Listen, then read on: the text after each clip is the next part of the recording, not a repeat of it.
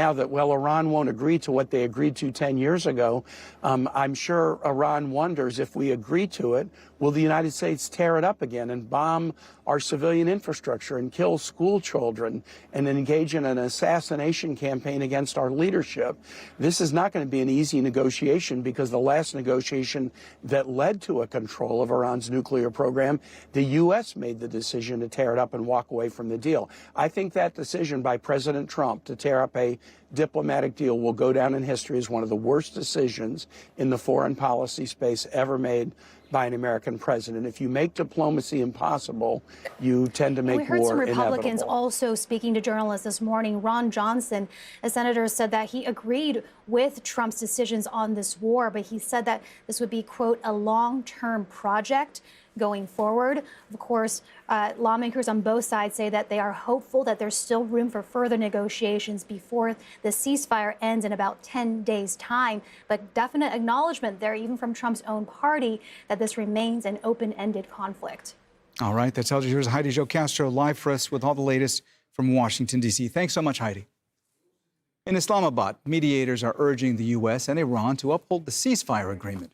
Iran's Foreign Minister, Abbas Araghchi, has posted on X saying, in intensive talks at highest levels in 47 years, Iran engaged with the U.S. in good faith to end the war. But when just inches away from Islamabad MOU, we encountered maximalism, shifting goalposts, and blockade. Zero lessons learned. Goodwill begets goodwill. Enmity begets enmity. Civilians have faced the harshest consequences of the conflict. Residents in Tehran say they fear fighting could restart. I was really hoping they would make an agreement and reach a conclusion. It's been almost 45 days now, and I can see the stress in people, the bad situation they were in. Myself, the night before they were going to attack the infrastructure, I was so stressed, I stayed awake until 3 a.m. I saw the old men sitting in the street looking stressed. Really, no one slept that night. This is not a good situation for the country. This is not what our country deserves. I feel nothing but despair and hopelessness. I would like a way for the people of Iran to be happy. Anything that makes the people of Iran happy. I don't like this feeling of uncertainty. To discuss all this further, I'm joined now by Matthew Kronik, Vice President of the Atlantic Council, live from Washington, D.C. And from the Iranian capital is Zohreh Kharazmi. She's an associate professor at the Faculty of World Studies at the University of Tehran. Welcome to you both. Thanks for being with us here on Al Jazeera. Professor Kharazmi, let me start with you. How do you interpret this latest move by Donald Trump to blockade the Strait of Hormuz? Do you think that this can compel Iran to potentially reassess their bargaining position? It has different aspects, I think. Number one is that it's not the first time. Historically, looking at this issue, Iranians actually remember 1953 when Dr. Mossadegh actually nationalized the Iranian oil. That time, Britain did the same. So this imperial actually exposing power and trying to dictate others what to do or not to do is something that is really familiar to the Iranians. And it's giving a sense of like sort of nationalizing Suez Canal, for example. This indisputable control over Hormuz is giving the sense of honor that Iran has a good decision to control its territorial actually sovereignty well. Number two is that I think lots of the, actually drones, aircraft, and even about that what Americans always boasting about, the military capabilities they have been hit by Iranians on air and ground. So I think that the naval is not that exception, and they were getting a lot of casualties and losses because even reaching them is much easier comparing F-35 that was hit or Hermes drones, for example. And the third issue is that maybe other parties also intervene. Maybe Chinese, that, for example, the China that is taking a good portion of its energy from Iran, so likes to escort its actually ships, and then the United States and China should have a deal on. And it's not easy at all. It's not easy and technically easy for Americans to pick and choose among the actually the vessels that are in the Strait of Hormuz. So technically still it's very vague how they are going to do so. And Iran also threatened that they are losing Bab al-Mandab at the same time. So you see that maybe multiple parties step in. Matthew, let me turn to you now. Let me get your thoughts on the feasibility of this plan by the U.S. administration. I mean, do you think that the U.S. can actually enforce this blockade of the Strait of Hormuz? You heard Professor Kharzmi there talk about some of the challenges that could be faced by the U.S. going forward. What's your take? Absolutely, the United States can enforce this blockade. It has a global power-projecting navy, a blue water navy. It doesn't have to do this in the Strait of Hormuz. It can wait till ships are out into the Arabian Sea or nearing their ports. So this can be a global effort. 50 to 70% of the Iranian government's revenue comes from oil and gas exports. So this is going to crush their revenues. And they're going to face difficult dilemmas. Do they provide subsidies to their people? If not, maybe that will result in a new uprising. Will they stop paying their security services? In which case they might change sides. So it's pretty clear that Tehran is in the difficult position here.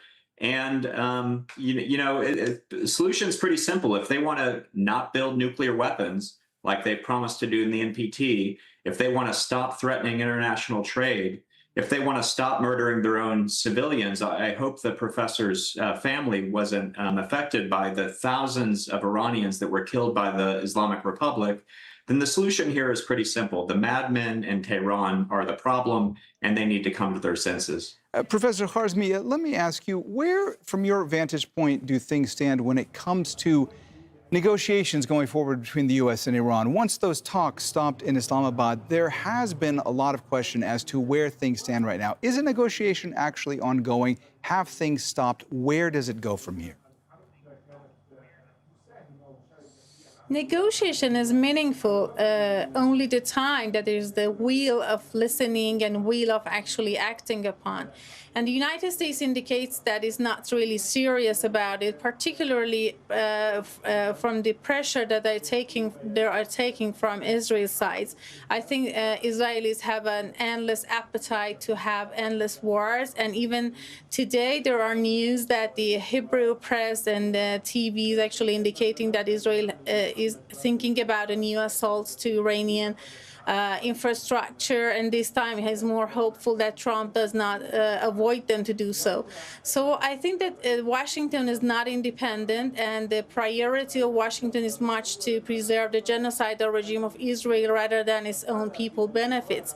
And during the negotiation in Islamabad, they indicated that they are still thinking that they are an empire, however, they are in decline. And this time, if this blockade in Hormuz is a contest between the resilience of the Islamic Republic and the resilience of the global markets, you see that who is losing.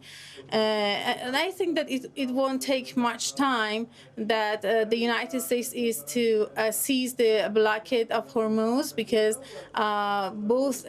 as I told you, technically they cannot control the situation, and also their aircraft carriers like the Gerald Ford, like Abraham Lincoln that they were boasting about, and we don't know where they are actually. They are miles away from Iran.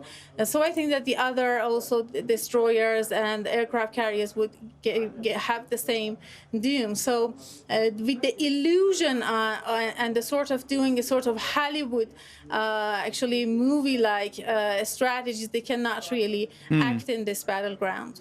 Matthew, look, earlier you said that the U.S. would absolutely be able to enforce this blockade, but I want to ask you, going forward, some of the challenges that may come into play, some of the tactics involved. I mean, Iran obviously can bring a level of threat that could potentially jeopardize this mission that the U.S. now has, whether it's through drones, whether it's through missiles. I mean, are you at all concerned about any of those tactics being utilized against the U.S. going forward? And what would that mean?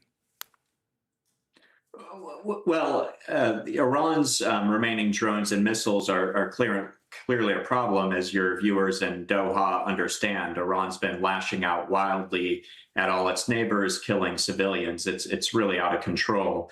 But in terms of the blockade, Iran's drones and missiles don't affect that because, again, America's has a blue water navy.